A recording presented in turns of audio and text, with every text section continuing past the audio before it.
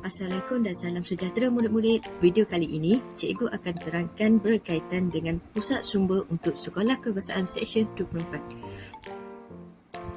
Terlebih dahulu, mari cikgu terangkan seberingkas tentang pusat sumber di Sekolah Kebangsaan Seksyen 24.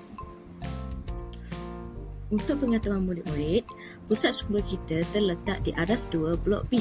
Berikut merupakan pemandangan luar di pusat sumber sekolah. Ini pula merupakan ruangan di dalam pusat sumber.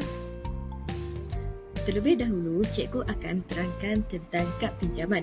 Untuk pengetahuan murid, kad pinjaman ini berharga RM1 Malaysia sahaja. Murid-murid boleh dapatkan kad pinjaman ini di kaunter pusat sumber. Sekarang, cikgu akan terangkan tentang syarat-syarat pinjaman. Pertama, murid-murid hanya dibenarkan meminjam sebuah buku sahaja. Kedua, murid hanya dibenarkan meminjam buku pada waktu rehat sahaja. Ketiga, murid-murid mestilah menggunakan kad pinjaman nama sendiri. Tidak dibenarkan meminjam nama rakan-rakan. Okey murid-murid, sekarang mari kita beralih kepada peraturan-peraturan yang perlu dipatuhi di pusat sumber sekolah kita. Antara peraturannya ialah pertama, murid perlulah senyap semasa berada di pusat sumber, tidak dibenarkan bercakap atau membuat bising. Kedua, murid mestilah beratur tidak kira sama ada mahu meminjam atau memulangkan buku. Ketiga, murid tidak dibenarkan makan atau minum di dalam pusat sumber. Sebarang makanan tidak dibenarkan dibawa masuk.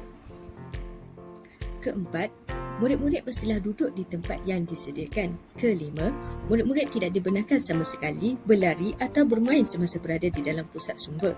Keenam, selesai sahaja membaca buku, murid-murid mestilah meletakkan buku di dalam bakul yang disediakan.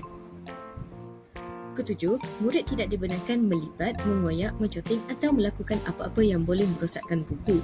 Kelapan, murid-murid tidak dibenarkan masuk kecuali pada waktu rehat sahaja. Jika semasa sesi pembelajaran, murid perlulah diiringi guru. Kesembilan, murid-murid mestilah menutup suis, lampu dan kipas sebelum keluar. Kesepuluh, murid-murid mestilah menyusun semula kerusi di tempat yang asal selepas digunakan. Yang terakhir, beg dan kasut perlulah diletakkan di tempat yang disediakan. Sekarang, cikgu akan terangkan tentang program NILAM, iaitu singkatan daripada Nadi Ilmu Amalan Membaca. Ini merupakan buku NILAM yang wajib ada bagi setiap murid. Untuk pengetahuan semua, program ini telah diperkenalkan oleh Kementerian Pelajaran Malaysia untuk murid sekolah sama ada di peringkat rendah maupun menengah. Program NILAM ini bertujuan untuk menjadikan murid-murid sekolah sebagai warga berilmu dan suka membaca. Untuk menjalankan program ini, murid-murid mestilah membeli buku NILAM ini dengan guru kelas masing-masing. Murid juga perlulah mencatat buku yang dibaca di dalam buku NILAM sama ada dalam bentuk langkaran ataupun sinopsis ringkas. Jadual penggunaan buku NILAM akan ditapal di dalam kelas masing-masing.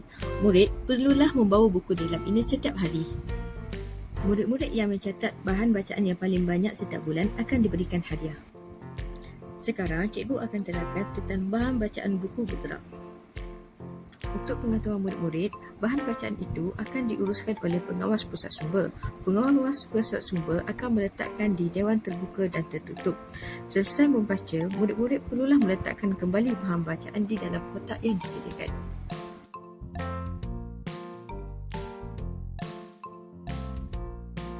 Sekarang, cikgu akan terangkan tentang waktu operasi pusat sumber.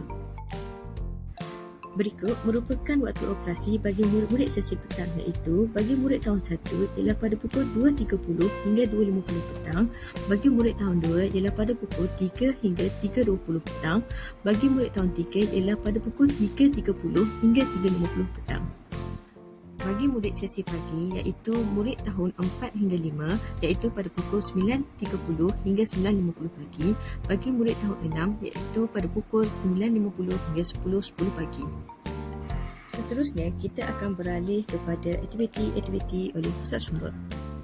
Berikut merupakan aktiviti-aktiviti yang telah dijalankan seperti pertandingan mewarna, permainan tradisi congkak, permainan carrom, lawatan di pesta buku serta tidak lupa juga pembelajaran di pusat sumber. Akhir kalam, sebagai penutup, marilah kita sama-sama menghayati kata-kata Buya Hamka, iaitu membaca buku-buku yang baik bererti memberi makanan rohani yang baik. Sekian penerangan dari unit pusat sumber sekolah. Terima kasih murid-murid. Diharap dengan penjelasan cikgu, murid-murid akan dapat lebih banyak pengetahuan tentang pusat sumber sekolah.